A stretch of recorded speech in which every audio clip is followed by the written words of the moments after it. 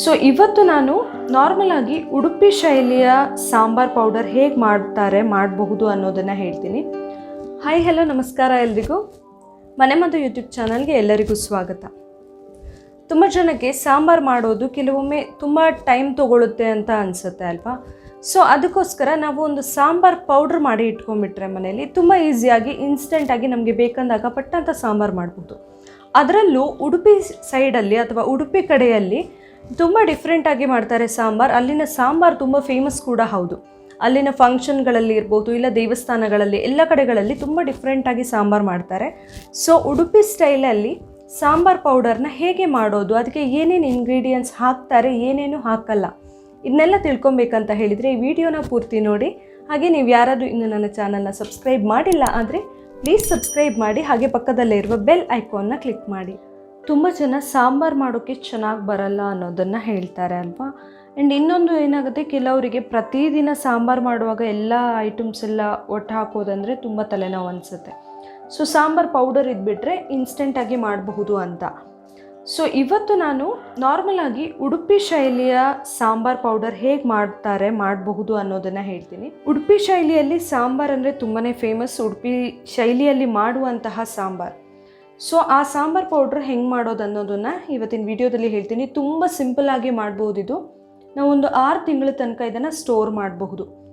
So ಇದಕ್ಕೆ ಇವಾಗ ಏನೇನು ಇಂಗ್ರೀಡಿಯೆಂಟ್ಸ್ ಬೇಕು, ಯಾವ್ಯಾವ ಪ್ರಮಾಣದಲ್ಲಿ ನಾನು ತೊಗೊಂಡಿದ್ದೀನಿ ಅನ್ನೋದನ್ನು ಹೇಳ್ತೀನಿ.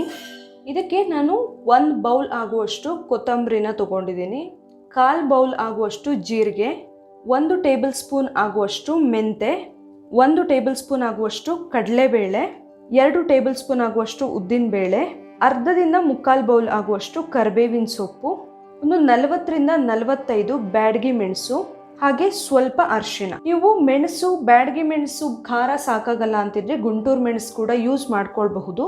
ಇವಾಗ ಇದನ್ನು ಫ್ರೈ ಮಾಡ್ಕೊಳ್ಬೇಕು. ನಾನು ಹೇಗೆ ಫ್ರೈ ಮಾಡ್ಕೊಳ್ತೀನಿ ಅನ್ನೋದನ್ನು ತೋರಿಸ್ತೀನಿ ಬನ್ನಿ. ಫಸ್ಟಿಗೆ ನಾನೊಂದು ಬಾಣಲೆನ ಬಿಸಿಗಿಟ್ಕೊಂಡು ಅದಕ್ಕೆ ಒಂದು 3/4 ಸ್ಪೂನ್ ಆಗುವಷ್ಟು ತೆಂಗಿನ ಎಣ್ಣೆನ ಹಾಕ್ತಾ ಇದ್ದೀನಿ. ತೆಂಗಿನ ಎಣ್ಣೆ ಹಾಕಿದರೆ ಇದರ ಫ್ಲೇವರ್ ತುಂಬ ಚೆನ್ನಾಗಿ ಬರುತ್ತೆ. ಅದಕ್ಕಾಗಿ ನಾನು ತೆಂಗಿನ ಎಣ್ಣೆ ಯೂಸ್ ಮಾಡ್ತಾ ಇದ್ದೀನಿ ಫ್ರೈ ಮಾಡೋದಕ್ಕೆ. ಫಸ್ಟಿಗೆ ನಾನು ತೊಗೊಂಡಿರುವಂತಹ 1 ಬೌಲ್ ಕೊತ್ತಂಬರಿನ ಹಾಕ್ತಾ ಇದ್ದೀನಿ. ನಾರ್ಮಲಾಗಿ ಸಾಂಬಾರು ಮಾಡುವಾಗ ಕೊತ್ತಂಬರಿ ಸ್ವಲ್ಪ ಜಾಸ್ತಿ ಬೇಕಾಗುತ್ತೆ. ಸಾರಿನ ಪುಡಿಗೆ ಕಂಪೇರ್ ಮಾಡಿದರೆ ಸಾಂಬಾರು ಪುಡಿಗೆ ಕೊತ್ತಂಬರಿ ಜಾಸ್ತಿ ಬೇಕಾಗುತ್ತೆ, ಜೀರಿಗೆ ಸ್ವಲ್ಪ ಕಡಿಮೆ ಸಾಕಾಗುತ್ತೆ. ಹಾಗಾಗಿ ಇದರಲ್ಲಿ ಮೇನ್ ಇಂಗ್ರೀಡಿಯೆಂಟೇ ಕೊತ್ತಂಬರಿ ಆಗಿರೋದ್ರಿಂದ ನಾನು ಫುಲ್ 1 ಕಪ್ ಆಗುವಷ್ಟು ತೊಗೊಂಡಿದ್ದೀನಿ. ಇದನ್ನು ಮೀಡಿಯಮ್ ಫ್ಲೇಮ್ ಅಥವಾ ಲೋ ಫ್ಲೇಮಲ್ಲಿ ಇಟ್ಕೊಂಡು ಚೆನ್ನಾಗಿ ಫ್ರೈ ಮಾಡಬೇಕು. ಹೈ ಫ್ಲೇಮಲ್ಲಿ ಇಡಬಾರ್ದು. ಅದೇನಾದರೂ ಕರಟಿ ಹೋಗಿಬಿಟ್ರೆ ಸಾಂಬಾರು ಪೌಡರ್ದು ಫ್ಲೇವರೇ ಹೋಗಿಬಿಡುತ್ತೆ. ಕೊತ್ತಂಬರಿ ಸ್ವಲ್ಪ ಸ್ಮೆಲ್ ಬರೋಕ್ಕೆ ಶುರುವಾಗುತ್ತೆ, ಅದರ ಅರೋಮಾ ಬರುತ್ತೆ, ಹಾಗೆ ಸ್ವಲ್ಪ ಕಲರ್ ಕೂಡ ಚೇಂಜ್ ಆಗುತ್ತೆ. ಅಷ್ಟಾದರೆ ಕೊತ್ತಂಬರಿ ಫ್ರೈ ಆಗಿರೋದು ಸಾಕು. ಅದನ್ನು ಈಗ ಒಂದು ತಟ್ಟೆಗೆ ಹಾಕ್ಕೊಂಡ್ಬಿಡ್ತೀನಿ ನಾನು. ಈಗ ಬಾಣಲಿಗೆ ಸ್ವಲ್ಪ ಎಣ್ಣೆ ಹಾಕ್ಕೊಳ್ತಾ ಇದ್ದೀನಿ, ಜಾಸ್ತಿ ಬೇಡ ಆಗುತ್ತೆ. ಅದಕ್ಕೆ ನಾನು ತೊಗೊಂಡಿರುವಂತಹ 1/4 ಬೌಲ್ ಆಗುವಷ್ಟು ಜೀರಿಗೆನ ಹಾಕ್ಕೊಳ್ತಾ ಇದ್ದೀನಿ.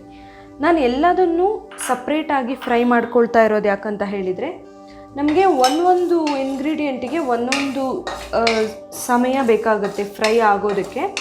ಅದಕ್ಕೋಸ್ಕರವಾಗಿ ಸಪ್ರೇಟಾಗಿ ಫ್ರೈ ಮಾಡ್ಕೊಳ್ತಾ ಇದ್ದೀನಿ. ನಾವು ಒಟ್ಟಿಗೆ ಮಾಡಬಹುದು ಕೆಲವೊಂದು ಐಟಮ್ಸನ್ನು, ಆದರೆ ಅಷ್ಟೊಂದು ಚೆನ್ನಾಗಾಗಲ್ಲ. ಈ ಥರ ಸಪ್ರೇಟಾಗಿ ಮಾಡಿದರೆ ಅದರ ಫ್ಲೇವರ್ ತುಂಬ ಚೆನ್ನಾಗಿ ಸಿಗುತ್ತೆ ನಮಗೆ.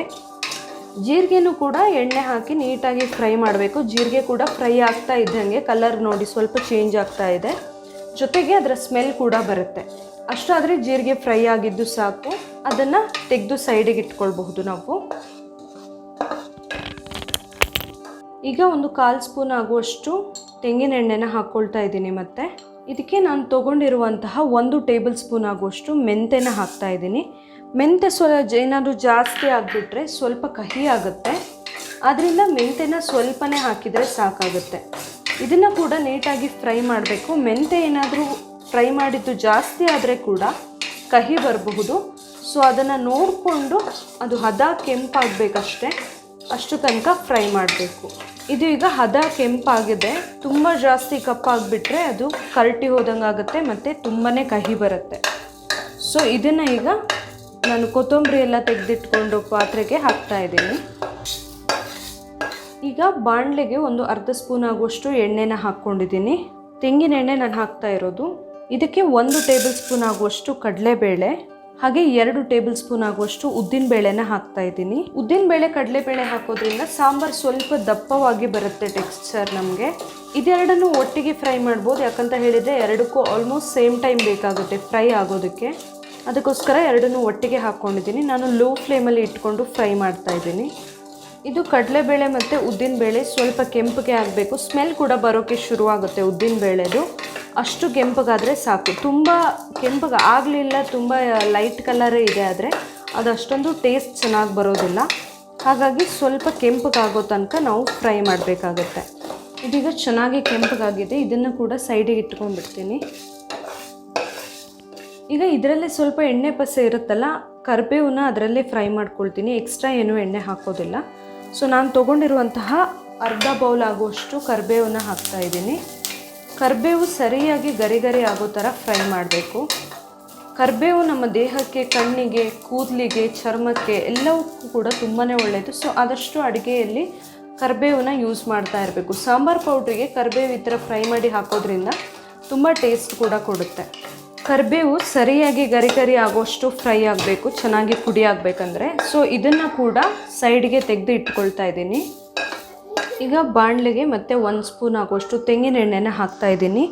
ತೆಂಗಿನ ಎಣ್ಣೆ ನಮ್ಮ ದೇಹಕ್ಕೆ ತುಂಬಾ ಒಳ್ಳೆಯದು, ಆರೋಗ್ಯಕ್ಕೆ, ಬೇರೆ ಎಲ್ಲ ಎಣ್ಣೆಗಳಿಗೆ ಕಂಪೇರ್ ಮಾಡಿದರೆ. ಸೊ ಅದಕ್ಕೋಸ್ಕರ ಅಡುಗೆಯಲ್ಲಿ ಆದಷ್ಟು ತೆಂಗಿನ ಎಣ್ಣೆ ಬಳಸಬೇಕು. ತೆಂಗಿನ ಎಣ್ಣೆ ಸ್ವಲ್ಪ ಈಗ ಬಿಸಿ ಆದಮೇಲೆ ನಾನು ತೊಗೊಂಡಿರುವಂತಹ ಮೆಣಸನ್ನು ಹಾಕ್ಕೊಳ್ತಾ ಇದ್ದೀನಿ. ನಾನು ತೊಗೊಂಡಿರೋದು ಬ್ಯಾಡಗಿ ಮೆಣಸು. ಇದನ್ನು ಚೆನ್ನಾಗಿ ಫ್ರೈ ಮಾಡಬೇಕು. ಮೆಣಸು ಎಣ್ಣೆಯಲ್ಲಿ ಚೆನ್ನಾಗಿ ಫ್ರೈ ಆದಾಗ ಅದರ ಟೇಸ್ಟ್ ಕೂಡ ಚೆನ್ನಾಗಿ ಬರುತ್ತೆ, ಜೊತೆಗೆ ಅದರ ಕಲರ್ ಕೂಡ ಚೆನ್ನಾಗಿ ಬರುತ್ತೆ. ಇದನ್ನ ನೀಟಾಗಿ ಫ್ರೈ ಮಾಡಬೇಕಾಗತ್ತೆ. ಖಾರ ಬೇಕನ್ನೋರು ಗುಂಟೂರು ಮೆಣಸನ್ನು ಕೂಡ ಸ್ವಲ್ಪ ಆ್ಯಡ್ ಮಾಡ್ಕೊಳ್ಬಹುದು, ಇಲ್ಲ ಆದರೆ ಬರೀ ಬ್ಯಾಡಗಿ ಮೆಣಸು ಸಾಕಾಗುತ್ತೆ. ಮೆಣಸು ಸರಿಯಾಗಿ ಗರಿ ಗರಿ ಆಗಬೇಕು. ಸ್ವಲ್ಪ ಉಬ್ಕೊಂಡಾಗೆ ಆಗುತ್ತೆ ನಾವು ಎಣ್ಣೆಯಲ್ಲಿ ಫ್ರೈ ಮಾಡಿದಾಗ. ಸೊ ಅಷ್ಟು ತನಕ ಫ್ರೈ ಮಾಡಬೇಕು ಅದನ್ನು. ಸೊ ಇದೀಗ ಕರೆಕ್ಟ್ ಫ್ರೈ ಆಗಿದೆ ನೋಡಿ, ಸೌಂಡಲ್ಲೇ ಗೊತ್ತಾಗ್ತಾ ಇದೆ ನಮಗೆ. ಇವಾಗ ಸ್ಟವ್ ಆಫ್ ಮಾಡಿ ಅದನ್ನು ಹಾಗೆ ತಣ್ಣಗಾಗೋಕ್ಕೆ ಬಿಡಬೇಕು. ನಾನು ಎಲ್ಲ ಬೇರೆ ಇಂಗ್ರೀಡಿಯೆಂಟ್ಸ್ ಎಲ್ಲ ಹಾಕಿರೋ ಪಾತ್ರೆಗೆ ಹಾಕ್ತಾಯಿದ್ದೀನಿ. ಇದು ಸರಿಯಾಗಿ ತಣ್ಣಗಾಗಬೇಕು, ಅಲ್ಲಿ ತನಕ ನಾವು ಪೌಡರ್ ಮಾಡಬಾರ್ದು. ಬಿಸಿ ಇರುವಾಗ ಪೌಡರ್ ಮಾಡಿದರೆ ಚೆನ್ನಾಗಿರೋದಿಲ್ಲ. ಸೊ ತಣ್ಣಗಾಗೋಕ್ಕೆ ಬಿಡ್ತೀನಿ ಹಾಗೆ. ಇದೀಗ ಸರಿಯಾಗಿ ತಣ್ಣಗಾಗಿದೆ. ಇದನ್ನು ನಾವು ಮಿಕ್ಸಿ ಮಾಡ್ಕೊಳ್ಬಹುದು. ನೋಡಿ ಮೆಣಸು ಕೂಡ ಎಷ್ಟು ಗರಿ ಗರಿ ಆಗಿದೆ. ಸೊ ಇದನ್ನು ಈಗ ಮಿಕ್ಸಿ ಜಾರ್ಗೆ ಹಾಕ್ತಿದ್ದೀನಿ. ನೀವು ಚಿಕ್ಕ ಜಾರಲ್ಲಾದರೆ 2-3 ಸರಿ ಮಾಡಬೇಕಾಗಬಹುದು, ದೊಡ್ಡ ಜಾರಲ್ಲಾದರೆ ಒಂದೇ ಸರಿಗೆ ಆಗುತ್ತೆ. ಇದಕ್ಕೆ ಈಗ ಅರ್ಧ ಸ್ಪೂನ್ ಆಗುವಷ್ಟು ಅರಿಶಿನ ಹಾಕ್ತಾ ಇದ್ದೀನಿ. ಇದನ್ನು ಈಗ ನುಣ್ಣಗೆ ಮಿಕ್ಸಿ ಮಾಡ್ಕೊಳ್ಬೇಕು. ಇದು ಸರಿಯಾಗಿ ನುಣ್ಣಗೆ ಮಿಕ್ಸಿ ಆಗಬೇಕು, ಮಿಕ್ಸಿ ಪೌಡರ್ ಆಗಬೇಕು. ಫೈನ್ ಪೌಡರ್ ಆಗಿದೆ ನೋಡಿ, ಈ ಥರ ನೀಟಾಗಿ ಪೌಡರ್ ಆಗಬೇಕಾಗತ್ತೆ. ಇದನ್ನು ನಾವು ಎಷ್ಟಂದ್ರೂ ಇದು ಪೌಡರ್ ಮಾಡುವಾಗ ಸ್ವಲ್ಪ ಬಿಸಿಯಾಗಿರುತ್ತಲ್ವ ಮಿಕ್ಸಿಯಲ್ಲಿ. ಸೊ ಅದನ್ನು ಸ್ವಲ್ಪ ಹೊತ್ತು ತಣ್ಣಗಾಗೋಕ್ಕೆ ಬಿಡಬೇಕು. ಹಾಗೆ ಬಿಸಿಗೂಡ ಡಬ್ಬಕ್ಕೆ ಹಾಕಿ ಇಟ್ಟರೆ ಡಬ್ಬದಲ್ಲಿ ಸ್ವಲ್ಪ ಹಾಗೆ ಬೆವರದಂಗೆ ಆಗುತ್ತೆ ಮತ್ತು ತುಂಬ ದಿನ ಉಳಿಯೋಗುತ್ತಿಲ್ಲ, ತುಂಬ ದಿನ ಸ್ಟೋರ್ ಮಾಡೋಕ್ಕೆ ಆಗೋದಿಲ್ಲ. ಅದಕ್ಕೆ ನಾವು ಸ್ವಲ್ಪ ತಣ್ಣಗಾಗೋಕ್ಕೆ ಬಿಡಬೇಕು ಅದನ್ನು. ಅದಕ್ಕೆ ನಾನು ಒಂದು ತಟ್ಟೆಗೆ ಹಾಕಿ, ತಟ್ಟೆಗೆ ಹಾಕಿ ಅದನ್ನ ತಣ್ಣಗಾಗೋಕ್ಕೆ ಬಿಡ್ತೀನಿ, ಹರಡಿ ಇಟ್ಟು ಬಿಡ್ತೀನಿ. ಇದೀಗ ಸರಿಯಾಗಿ ತಣ್ಣಗಾಗಿದೆ. ಇದನ್ನು ನಾವು ಯಾವ ಡಬ್ಬಕ್ಕೆ ಹಾಕಿ ಇಡ್ತೀವಿ ಸ್ಟೋರ್ ಮಾಡೋಕ್ಕೆ, ಆ ಡಬ್ಬಕ್ಕೆ ಹಾಕಿ ಇಡ್ಬೋದು. ಗಾಳಿ ಆಡದೇ ಇರೋ ಡಬ್ಬಕ್ಕೆ ಹಾಕಿ ಇಡಬೇಕು ಯಾವಾಗಲೂ. ಈ ಥರ ಪೌಡರ್ ಇಡುವಾಗ ನೀವು ಇದನ್ನು 6 ತಿಂಗಳು ತನಕ ಬೇಕಂದ್ರೂ ಇಟ್ಕೊಳ್ಬಹುದು. ಒಂದೇ ಸರಿ ಜಾಸ್ತಿನೇ ಮಾಡ್ಕೊಂಡ್ಬಿಟ್ರೆ 6 ತಿಂಗಳು ತನಕ ಏನೂ ಆಗಲ್ಲ, ನೀವು ಕರೆಕ್ಟಾಗಿ ಫ್ರೈ ಮಾಡಿದರೆ. ಇದಕ್ಕೆ ನಾವು ಕೊಬ್ಬರಿ ಎಣ್ಣೆ ಕೂಡ ಹಾಕಿರೋದ್ರಿಂದ ಅದರ ಫ್ಲೇವರ್ ತುಂಬ ಚೆನ್ನಾಗಿರುತ್ತೆ. ನೋಡಿ ಅಷ್ಟೊಂದು ಎಣ್ಣೆ ಹಾಕಿದರೂ ಕೂಡ ನಮಗೆ ಈ ಪೌಡರ್ ಏನು ಮುದ್ದೆ ಥರ ಏನೂ ಇಲ್ಲ, ಕರೆಕ್ಟಾಗೇ ಇದೆ. ನಾವು ಡಬ್ಬಕ್ಕೆ ಹಾಕುವಾಗಲೂ ಅಷ್ಟೇ ಡಬ್ಬದಲ್ಲಿನೂ ಏನೂ ನೀರು ಪಸೆ ಎಲ್ಲ ಇರಬಾರ್ದು. ನೀಟಾಗಿ ತೊಳೆದು ಒಣಗಿಸಿ ಇಟ್ಕೊಂಡಿರೋ ಡಬ್ಬಕ್ಕೆ ಹಾಕಬೇಕು. ಇದರಿಂದ 2 ಥರದಲ್ಲಿ ಸಾಂಬಾರು ಮಾಡ್ಬೋದು. ಈ ಸಾಂಬಾರ್ ಪೌಡರ್ನ ಯೂಸ್ ಮಾಡಿ ಅದನ್ನು ನಾನು ಮುಂದಿನ ದಿನಗಳಲ್ಲಿ ಹೇಳ್ತೀನಿ.